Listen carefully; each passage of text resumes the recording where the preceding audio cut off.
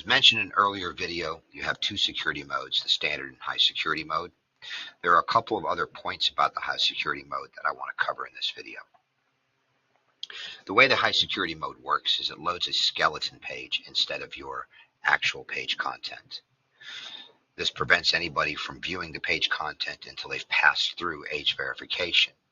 But one of the outcomes of this is that, for example, if you have a Google Analytics script on your site, while that will load when the actual page content loads, it will not load when the skeleton loads. So if you want to see who's actually hitting that skeleton page, we give you a screen here under scripts on the Age Wallet menu that allows you to place scripts in your header and footer to make sure they're included on that skeleton loading page. So you add your scripts in, you save your changes, make sure that you clear your caches, and from then on, you should be able to make sure that you can track, for example, if it's with Google Analytics, who visits that skeleton loading page and what happens from there. We also give you control of the cache. You can purge the cache at any time. This again only applies to the strict mode. You don't need to worry about this if you're using our standard mode. But with strict mode, you can purge the cache at any time by simply clicking the button here. You can also set the auto clear schedule for the cache.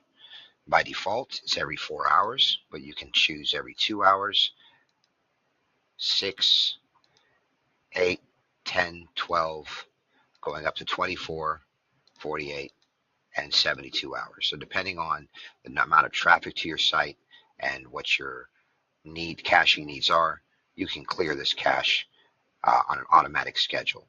It's important to note as well that anytime you update a post, it will clear the cache for that post as well as clearing any archive pages.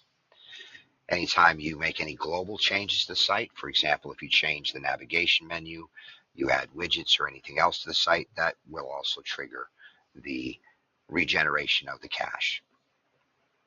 And if for some reason you need to enable logging, for example, as a developer, if you need to see what's going on, you can enable the logging for the plugin. This will write to the wp-content-debug.log file. It will do so even if debugging is disabled in your WP config. So this will override that and will write detailed plugin activity to the debug log, regardless of any other debug logging settings you may have enabled.